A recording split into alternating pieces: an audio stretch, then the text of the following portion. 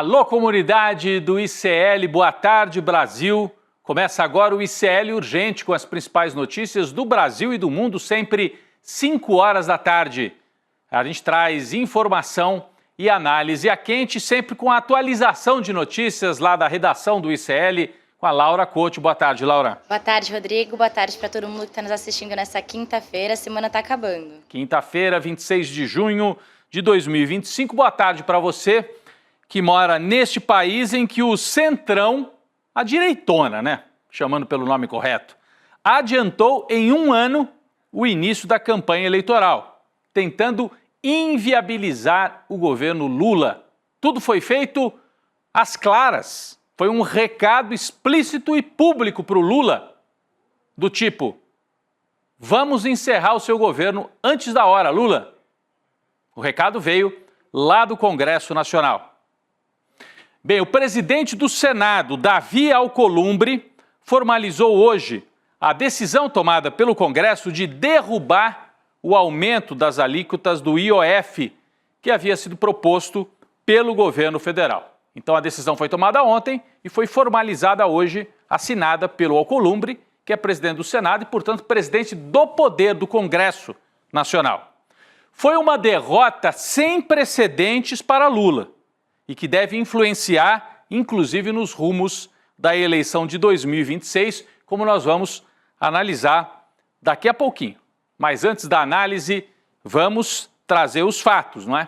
A medida passa a valer, a medida, eu digo, é esse decreto legislativo que derruba a proposta do governo, a proposta do Poder Executivo. Então, a medida adotada pelo Congresso por larga margem de votos passa a valer assim que for publicada no Diário Oficial da União. Com isso, o governo Lula terá que buscar outras alternativas para fechar as contas, para fechar o orçamento. O objetivo do Centrão, qual é? É que Lula seja obrigado a cortar na educação e na saúde, porque se não pode tributar os ricos, vai ter que cortar nos programas sociais dos pobres. É assim mesmo, o jogo está explícito e é esse. O objetivo do Centrão é obrigar o governo a cortar na educação e na saúde e, com isso, inviabilizar a reeleição do presidente Lula. Na Câmara, o decreto do governo foi derrotado por ampla margem. 383 votos a favor do decreto legislativo que cancelou a proposta do Executivo. Apenas 98 votos foram dados em apoio à proposta de Lula e Fernando Haddad. Portanto, preste atenção, 383 do lado do Centrão e do bolsonarismo e 98 votos apenas do lado do governo Lula. Esse é o tamanho da base real de Lula. 100 votos. Né? É PT, PCdoB, PSOL, Rede, um outro deputado aí do PSB e acabou por aí.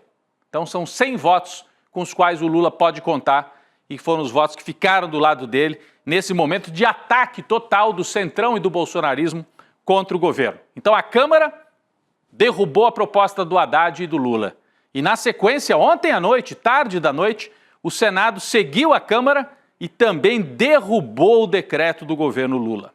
O Palácio do Planalto prepara munição jurídica para contestar a decisão do Congresso no Supremo. Você sabe, são 3 poderes no país: Executivo, Legislativo, Judiciário. Se existe um choque entre 2 deles, o Executivo propõe, o Legislativo derruba, e há um entendimento de que essa derrubada feita pelo Legislativo é inconstitucional. Então o governo estuda a possibilidade de recorrer ao terceiro poder, ao Poder Judiciário, ao STF, que tem, né, a prerrogativa de decidir o que é constitucional ou inconstitucional. A Advocacia Geral da União aguarda apenas o aval do presidente Lula para decidir como acionar o Supremo, em que termos acionar o Supremo para tentar reverter esta derrota, né, imposta pelo Centrão no Congresso. A AGU informou que não há ainda uma decisão tomada e que todas as questões jurídicas sobre o IOF serão abordadas tecnicamente depois de ouvir a equipe econômica e o presidente Lula, evidentemente. Mas a ideia de judicialização é defendida pela base do governo, que sobrou dela, pelo menos, né? Pela base de esquerda. Conta mais pra gente sobre isso, Laura Couto. Rodrigo, o ministro da Fazenda, Fernando Haddad, não descartou a possibilidade de acionar o Supremo. Em entrevista ao jornal Folha de São Paulo, o Haddad disse que o governo também considera outras duas medidas para responder a essa derrubada. A primeira seria buscar uma nova fonte de receita e a segunda seria fazer um novo corte no orçamento que, segundo ele, vai pesar para todo mundo. O líder do governo no Senado, Jacques Wagner, ele classificou a derrubada das novas regras do IOF pela Câmara como traumática. Além disso, o senador ele afirmou que o governo estava aberto ao diálogo e que as reuniões eram uma demonstração de que o governo não estava em uma posição de intransigência, Rodrigo. Pois é. O governo Lula sempre apostou nisso, Laura. Normalização, negociação. Só que o outro lado passou uma risca no chão e falou, não tem negociação, não tem normalização. O que tem é derrota, impor uma derrota para o Lula. Já já nós vamos analisar isso politicamente. O presidente da Câmara, Hugo Motta, que é cria do Eduardo Cunha e do Arthur Lira, está aqui, ó, Hugo Motta. O Hugo Motta disse hoje que a derrubada do decreto aconteceu por meio de uma construção suprapartidária e com maioria expressiva. Bom, ele não precisava dizer isso. Foi uma maioria expressiva de votos da direita e da extrema-direita, bancados em boa parte pelo apoio do mercado financeiro e daqueles que não querem pagar imposto no Brasil. É isso. Mas o Hugo Motta se pronunciou. Bom, no mesmo dia em que a Câmara e o Senado, em nome do discurso de não podemos cobrar imposto, não podemos, penalizar aí as pessoas que aplicam o seu dinheiro, não podemos cobrar mais imposto no IOF, olha aí. No mesmo dia, o Senado aprova isso aqui. Por 41 votos a 33, o Senado aprovou o projeto de lei complementar que amplia o número de deputados no Brasil. Vai subir o número de deputados federais a partir das eleições de 2026. São 18 cadeiras a mais. Sai de 513 para 531, como está aqui na manchete, no nosso site CL Notícias. Laura Couto, o que é que muda agora com esse aumento do número de deputados? Rodrigo, a Câmara dos Deputados calcula que a criação dessas 18 novas vagas pode gerar um impacto de 65 milhões de reais por ano aos cofres públicos, incluindo salários, benefícios e estruturas para os novos parlamentares. Isso significa que ao longo do tempo do mandato do parlamentar de 4 anos, o aumento de vagas pode chegar a custar 200 milhões de reais aos cofres públicos. Vamos conferir agora na arte que a gente fez quais estados vão ganhar mais cadeiras. Então, o Amazonas vai partir de 8 para 10, então mais 2 cadeiras. O Ceará de 22 para 23, mais 1 cadeira. Goiás de 17 para 18, mais 1 cadeira. Minas Gerais, 53 para 54, mais 1 cadeira. Mato Grosso, de 8 para 10, 2 cadeiras. Pará, de 17 para 21, mais 4 cadeiras. Paraná, de 30 para 31, mais 1 cadeira. Rio Grande do Norte, de 8 para 10, mais 2 cadeiras. E, por fim, Santa Catarina, de 16 para 20, mais 4 cadeiras. Rodrigo, a medida ainda precisa ser sancionada até o dia 30 de junho e, caso aprovada, ela vai valer a partir da eleição do ano que vem, como você falou. É isso. Então, o Senado e a Câmara castigam o brasileiro porque protegem os mais ricos e impedem que os mais ricos paguem imposto, paguem mais IOF, e querem que o governo corte de programas sociais de saúde e educação e, ao mesmo tempo, fazem o aumento do número de deputados. O presidente Lula planeja fazer um pronunciamento em cadeia nacional de rádio e TV em julho para anunciar que o governo começará a ressarcir os aposentados vítimas da fraude no INSS. O pronunciamento de Lula deve ir ao ar na semana do dia 24 de julho. Então é no final de julho, mas já está anunciado aí, né? 24 de julho é a data prevista para que o governo inicie os pagamentos para quem sofreu aí cobranças indevidas. Não é isso, Laura? Rodrigo, o pronunciamento do Lula vai servir para reforçar o discurso de que o governo petista atuou para combater o esquema das fraudes do INSS e que também foi responsável por ressarcir os aposentados. Vale lembrar que o objetivo do Palácio do Planalto é iniciar os pagamentos antes da instalação da CPMI do INSS, que está prevista para acontecer em agosto. A avaliação dos integrantes do governo é que o impacto político da CPMI para a imagem do governo vai ser menor caso o ressarcimento já tenha acontecido, já tenha começado. É isso. Então, pronunciamento em julho para tratar desse caso que, sim, atrapalhou, fez cair a popularidade do governo Lula. E com a popularidade em baixa, justamente por conta da fraude no INSS, Lula enfrentou esta semana, como a gente viu aqui na abertura, o momento mais delicado do seu mandato até aqui. Eu queria agora fazer uma análise, pedir para vocês aqui acompanharem o raciocínio. Não foi uma votação qualquer, esta votação de ontem, feita às pressas pelo Hugo Motta na Câmara e depois pelo Davi Alcolumbre no Senado. É um marco, é um divisor nesse governo. Nós temos que ter a dimensão do que aconteceu. O Centrão mandou um recado claro para o governo de que o jogo de conciliação acabou.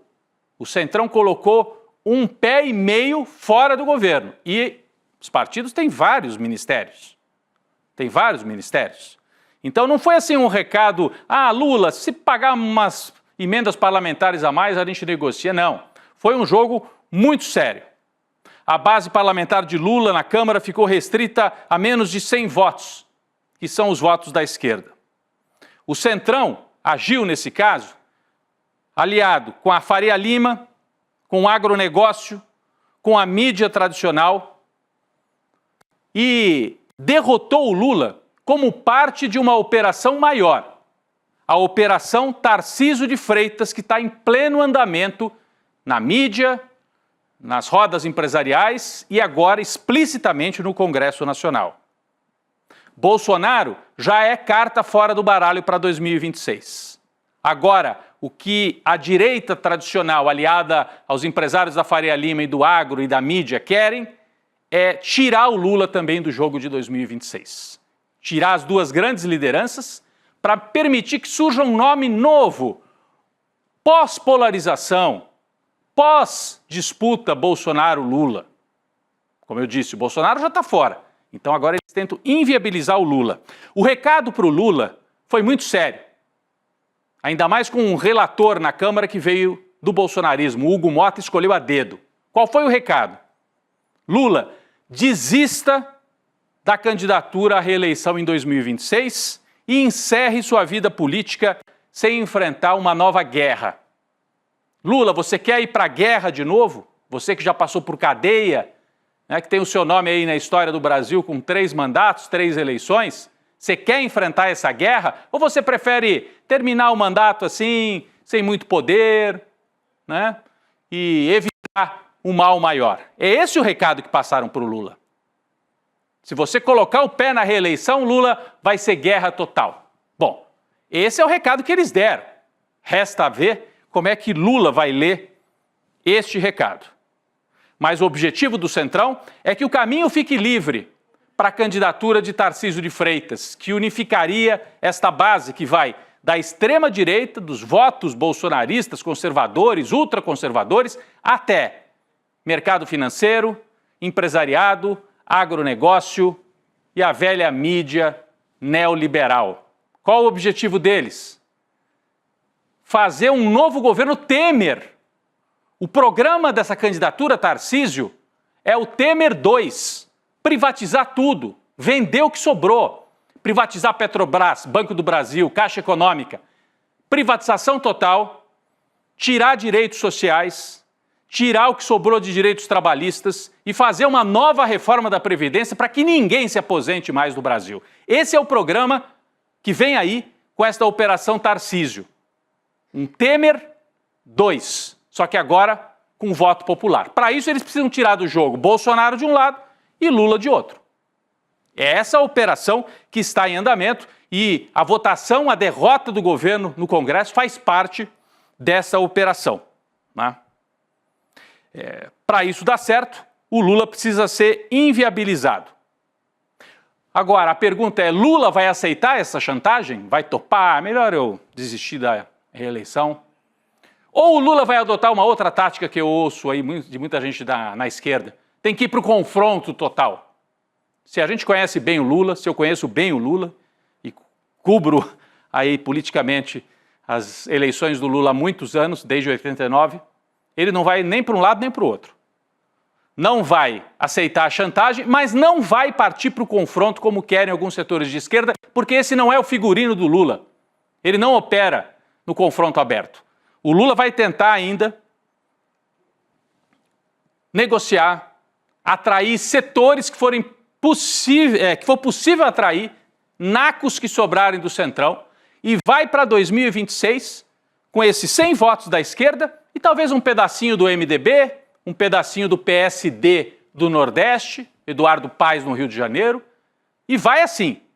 Pode dar certo e pode ganhar? Pode. A Dilma ganhou em 2014 assim, com oposição total, com um clima de perseguição total. Ganhou, por uma pequena margem do Aécio, mas não conseguiu governar.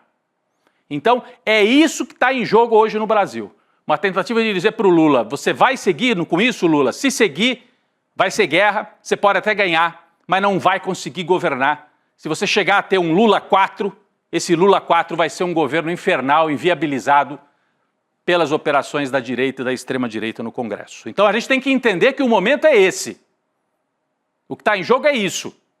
E com a queda de popularidade provocada por várias crises e pela dificuldade do governo operacionalmente. O que atrapalha ainda essa operação Tarcísio, por incrível que pareça, é o Bolsonaro. Porque o Bolsonaro olha para esse cenário e fala, ó, querem o Lula fraco e o Lula está um pouco mais fraco? Tá bom. Então, para que Tarcísio? Eu ponho um candidato da família. Eu ponho o Eduardo, eu ponho a Michele e deixo o Tarcísio lá em São Paulo.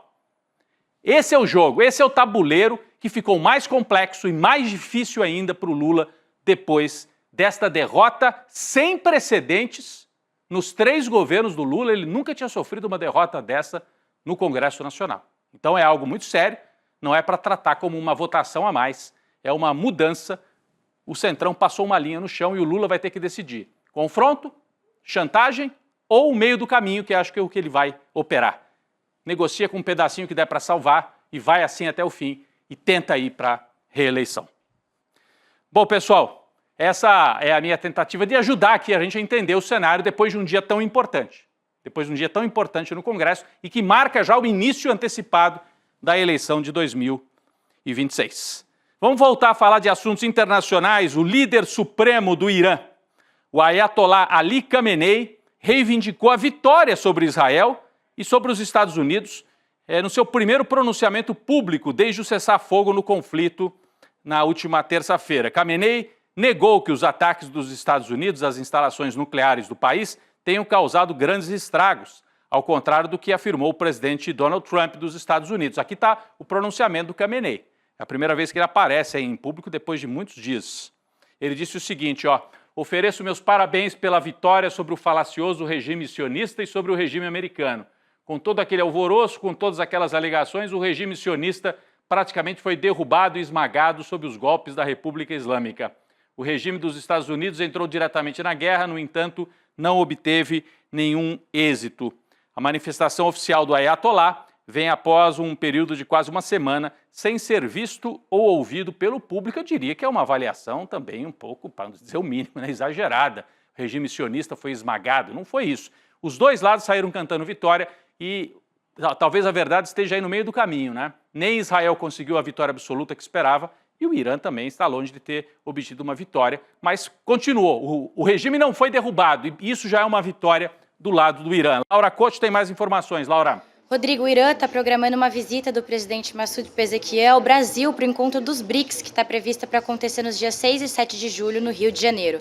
As dúvidas sobre a vinda do presidente do Irã ao Brasil surgiram depois que o país entrou em guerra com o Irã e também retaliou os Estados Unidos. Em pronunciamento, o embaixador do Irã no Brasil defendeu que os BRICS podem ser um organismo importante para colocar a ordem no sistema internacional. Rodrigo. Entenderam, né? Quem estaria vindo ao Brasil não é o Ali Khamenei, mas é o presidente iraniano. Lá eles têm essa duplicidade, presidente e o Ayatollah, que é o líder supremo do país. Vamos falar sobre a guerra, sobre o massacre em Gaza. O primeiro-ministro de Israel, Benjamin Netanyahu, deve convocar uma reunião ainda hoje para discutir o futuro da estratégia israelense em Gaza. Israel está interessado na troca de reféns israelenses para um cessar-fogo na região. É o que ele diz, né? Mas, na verdade, ele quer manter a guerra porque, sem guerra, o Netanyahu cai. No meio desse embate, quem sofre as consequências são os civis na faixa de Gaza. O número de mortos continua subindo e tem ministro israelense defendendo a ideia de bloquear oficialmente ajuda humanitária para a faixa de Gaza. Conta mais para a gente sobre isso, Laura. Netanyahu segue com o genocídio em Gaza. Rodrigo, nas últimas 24 horas, os ataques israelenses na faixa de Gaza deixaram ao menos 103 mortos e 219 feridos, segundo as notícias da Palestina Wafa. E para piorar, o ministro da Segurança Nacional de Israel, ele defendeu a interrupção completa da ajuda humanitária na faixa de Gaza. Nas redes sociais, ele disse que isso levaria Israel à vitória. Olha o absurdo que ele escreveu. Vamos ler um trecho aqui. A ajuda humanitária que atualmente entra em Gaza é uma vergonha absoluta. O que é necessário em Gaza não é uma interrupção temporária da ajuda humanitária, mas sim uma interrupção completa. Interromper a ajuda nos levará rapidamente à vitória. Na publicação, o ministro também destacou que vai exigir que essa questão seja colocada em votação na próxima reunião com Netanyahu. Rodrigo. Tá sugerindo formalmente o extermínio pela fome, o genocídio pela fome da população de Gaza. Lembrando que o presidente do Senado aqui do Brasil, Davi Alcolumbre, promulgou ontem, no mesmo dia em que impôs essa derrota ao Lula, o Davi Alcolumbre promulgou a lei que define o dia 12 de abril como o dia da celebração da amizade Brasil-Israel.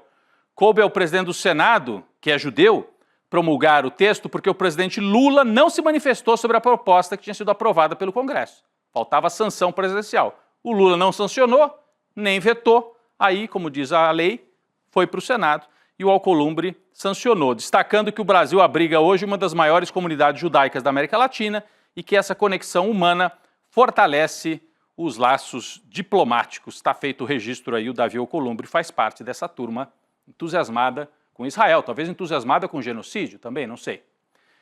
O Supremo Tribunal Federal concluiu agora há pouco o julgamento sobre as Big Techs.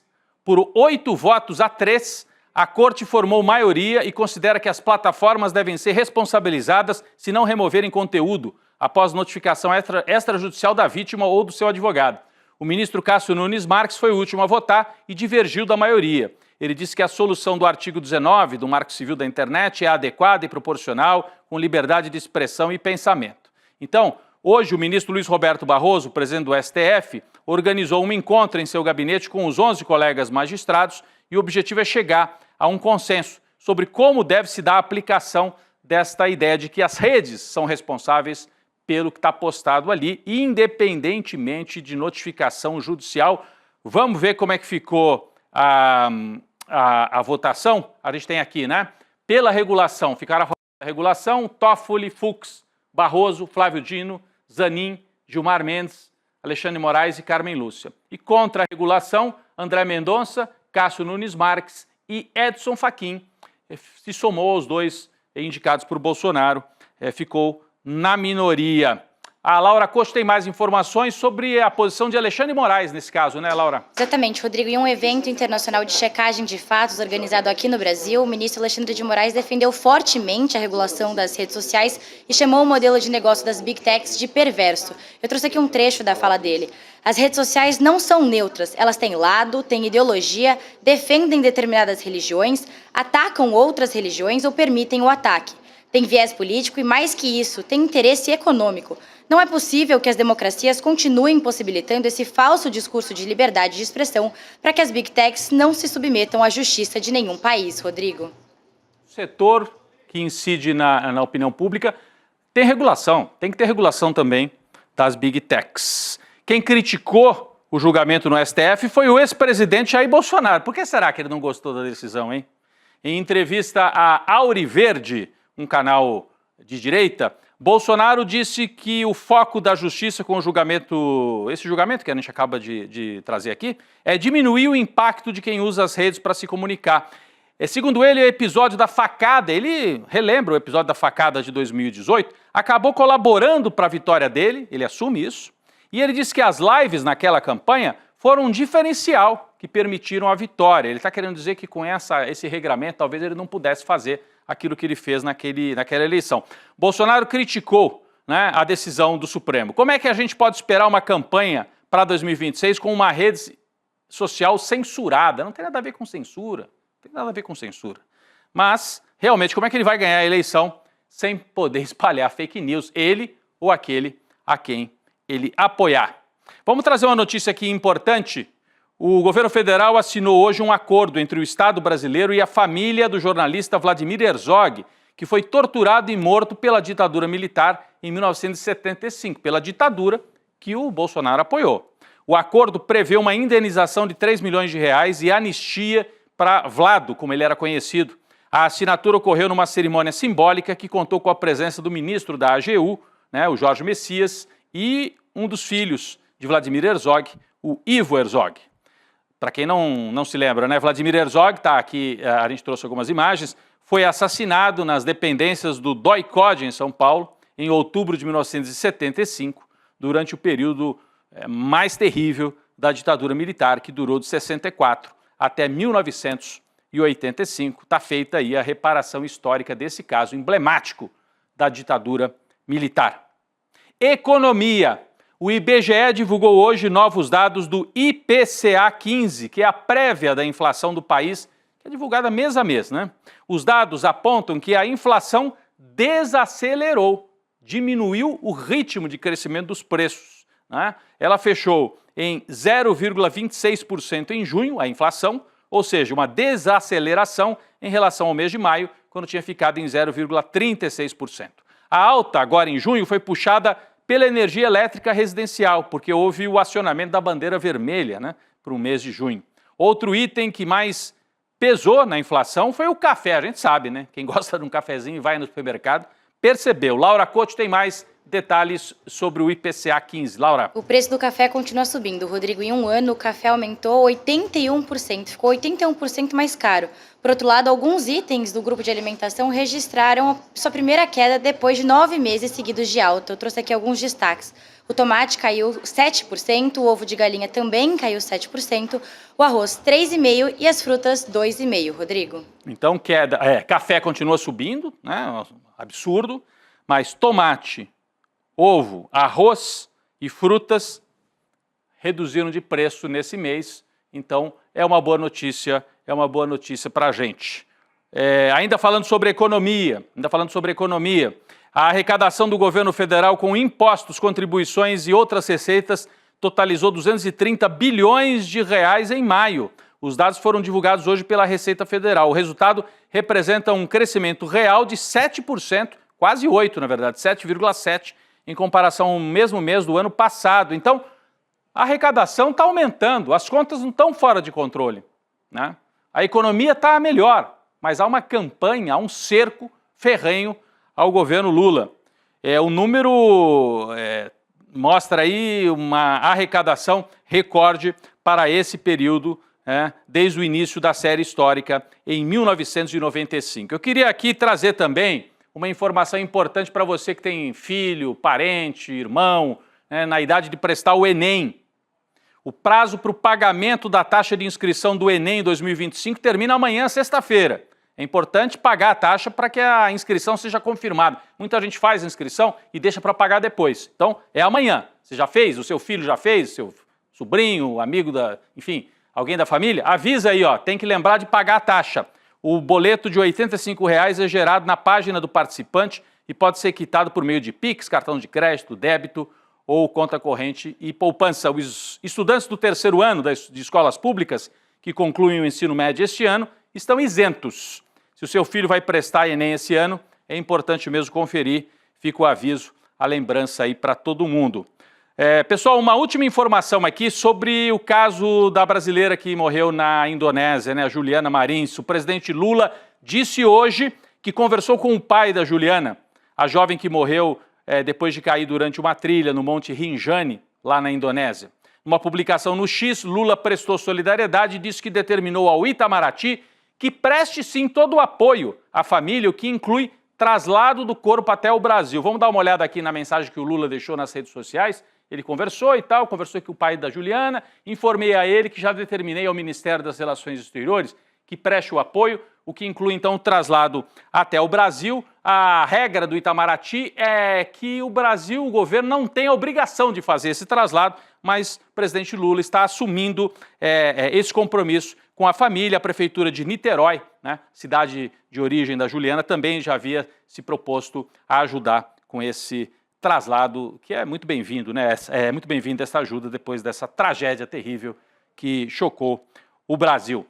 Eu faço aqui um chamado, pessoal. Vem aí mais uma edição de um dos maiores sucessos da história do ICL, a aula aberta e gratuita Investir para Todos, com Eduardo Moreira. Se você não sabe onde aplicar, veio o dinheiro da restituição do imposto de renda, sobrou algum dinheirinho, como é que eu faço? Então, aprenda no domingo, faltam 3 dias apenas. A aula do Edu Investir para Todos vai trazer, né, dicas de quem conhece por dentro. O Eduardo Moreira tem experiência de quem trabalhou por dentro do mercado financeiro, mas quer ajudar você, às vezes pequeno poupador, pequeno investidor, a fugir das ciladas. Como é que você faz? Digita iclurgente.com.br, aparece um campo, você põe ali o seu e-mail e você fica inscrito para a aula. O pessoal do ICL te avisa no domingo, né, esse domingo agora, olha, é hoje, domingo 8 horas da noite. E aí você acompanha a aula Investir para Todos. Garanta o seu lugar nesta aula, né, acessando agora o link que está aí na tela, iclurgente.com.br. Obrigado a todos, obrigado Laura Couto mais uma vez aqui. Quinta-feira a gente encerra o ICL Urgente. Valeu, Laura. Valeu, Rodrigo. Até amanhã. Até amanhã. A Gabi Varela e o Chico Sá já estão vindo para o estúdio, estou vendo ali atrás da Laura, para conduzir o ICL Notícias, segunda edição. Obrigado, gente. Até amanhã. Não me importa se você tem 40, 50, 60, 70 anos. Sempre o melhor dia para você começar a investir corretamente é hoje. As besteiras que você já fez, sinto muito, passaram. Mas a partir de hoje você pode aprender o que é certo a se fazer e investir com segurança e consistência para mudar daqui para frente. Que é a única coisa que a gente pode mudar. No dia 29 de junho, domingo, às 8 horas da noite, eu vou dar uma aula que você não pode perder. Investir é para todos. Em 1 hora eu vou ensinar tudo o que você precisa saber.